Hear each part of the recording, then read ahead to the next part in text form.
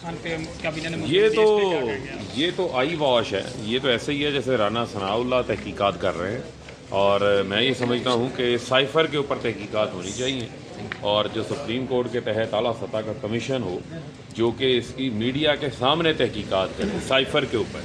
ये जो audio leaks के ऊपर FIA की तहकीकात का मतलब ये है कि इसका फ़ैसला भी आज ही मेरे से आप पूछ लें। जो तहकीकात राना सना के अंडर होंगी, उस तहकीकात के अंदर जो है वो सिर्फ PDM का बयानिया ही बाहर आएगा और कोई हकीकत बाहर नहीं आएगी। असल हकीकत ये है कि वज़ीर आज़म कोई भी होता, अगर एक मुल्क पाकिस्तान के अंदर वज़ीर आज़म को हटाने के लिए साजिश करता है तो मैं समझता हूँ कि उसके ऊपर खुद मुख्तारी के ऊपर हमला तस्वुर किया जाएगा पाकिस्तान की, और उसके ऊपर तो सबको एक आवाज़ होना चाहिए। अच्छा सर, इतलात ये हैं कि जो मरियम है वो अपने पापा जानी को लेने के लिए लंदन के लिए कोई तैयारी पकड़ रही है, कोई ऐसी इन्फॉर्मेशन है? देखिए, वो तो कहती थी मुझे को ट्रे पे भी पासपोर्ट रख के दे दो, मैं नहीं उठाऊंगा। तो उन्होंने तो पासपोर्ट भी हासिल कर लिया NRO 2 लेके, और उसके बाद मेरी लंदन में क्या, मेरी तो पाकिस्तान में कोई प्रॉपर्टी नहीं है। और ये इतने बदबख्त हैं कि झूठ भी अल्हम्दुलिल्लाह कह के बोलते हैं कि अल्हम्दुलिल्लाह ये प्रॉपर्टियाँ जो हैं वो उसकी बेनिफिशियल ऑनर मेरी हमशीरा मरियम सफदर है। ये हुसैन नवाज़ का बयान मौजूद है आपके सामने। तो आजकल तो जो है वो NRO 2 की जे कार चल रही है हर जगह पर, और उसी के तहफ़्फ़ुज़ के लिए ये सारे काम हो रहे हैं। पाकिस्तान की आवाम को तो बेआसरा छोड़ दिया सको। फरक साहब, इमरान खान साहब का ये कहना है कि एक सवाल फिर इमरान खान साहब का ये कहना है कि एजेंसियों का कोई किरदार जो है वो जमहूरियत में नहीं होना चाहिए और उन्हें अपना मुल्क की हिफाजत करनी चाहिए। और इससे पहले जब हुकूमत में इमरान खान साहब थे, खुद ये फरमा चुके हैं कि उनका बजट भी एजेंसियां पास करवाती थी, उनके काम सा बिल पास करवाने के लिए भी एजेंसियां बंदे लेके पार्लियामेंट आती थी। तो क्या इस पे कौम से माफ़ी मांगेंगे? देखें, माफ़ी मांगने का मामला नहीं है, ये हमारी जमहूरी अमल की एक कमज़ोरी है।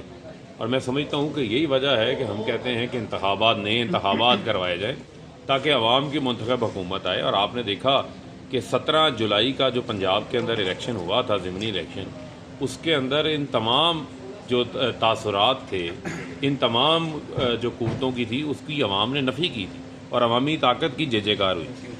अच्छा फ़ारूक भाई, ये बताइएगा कि आज आपका भी इस्तीफ़ा मंजूर हुआ है, आज दोबारा इस्लामाबाद हाई कोर्ट से रजू करने जा रहे हैं आप लोग, तो आज क्या नई चीज़ है? एक दफ़ा तो आपकी पिटीशन रिजेक्ट हो चुकी। देखें, बुनियादी तौर के ऊपर हमने कलेक्टिव इस्तीफ़े दिए थे ताकि इन 123 के 23 हलकों में इंतखाबात, और 123 हलकों में इंतखाबात का मतलब था कि ये जनरल इलेक्शंस की तरफ जो है वो जाएंगे। और बुनियादी तौर के ऊपर आपने देखा कि एक ऑडियो लीक सामने आती है। अब वो ऑडियो लीक मुबैना भी नहीं है, वो तस्लीम शुदा है।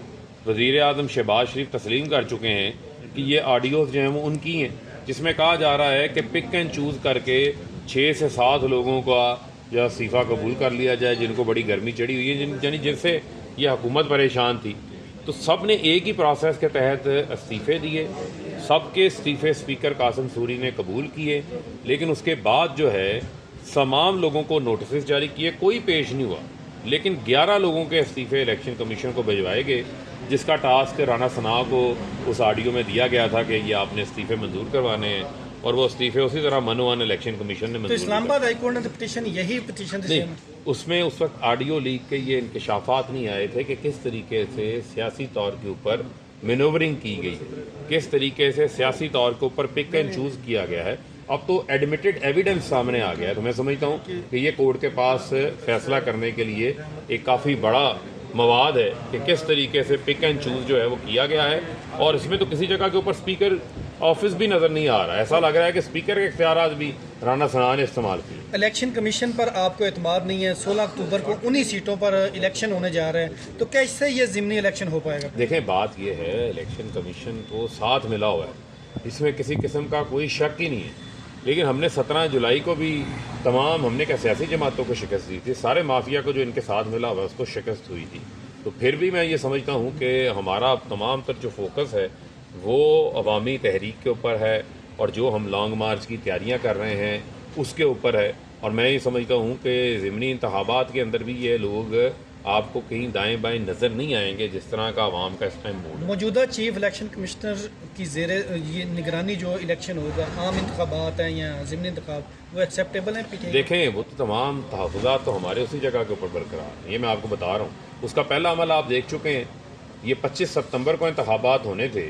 25 सितंबर पे जो सैलाब का बहाना बना के इंतखाबात की तारीख आगे बढ़ाई गई है, وہ کس وجہ سے بڑھائی گئی ہے. اس کے اوپر بہت سارے سوالات جو ہیں وہ اٹھتے ہیں جن کے جواب انہوں نے ابھی تک نہیں دیے. فرق صاحب آخری سوال، جو اسپیکر آج تک رہے ہیں اس پارلیمنٹ میں، قومی اسمبلی میں، آج تک کیا وہ غیر جانبدار رہے ہیں؟ جیسے آپ کے بھی ایک اسپیکر تھے، اس سے ماضی کے دیکھیں بنیادی طور کے اوپر جو اسپیکر ہے، اسپیکر کا جو آفس ہے، اس آفس نے پھر تمام پارٹیوں سے بالائے طاق ہو کر غیر جانبداری سے فیصلے کرنے، اور اسپیکر جو ہے وہ ہاؤس کو چلاتا ہے.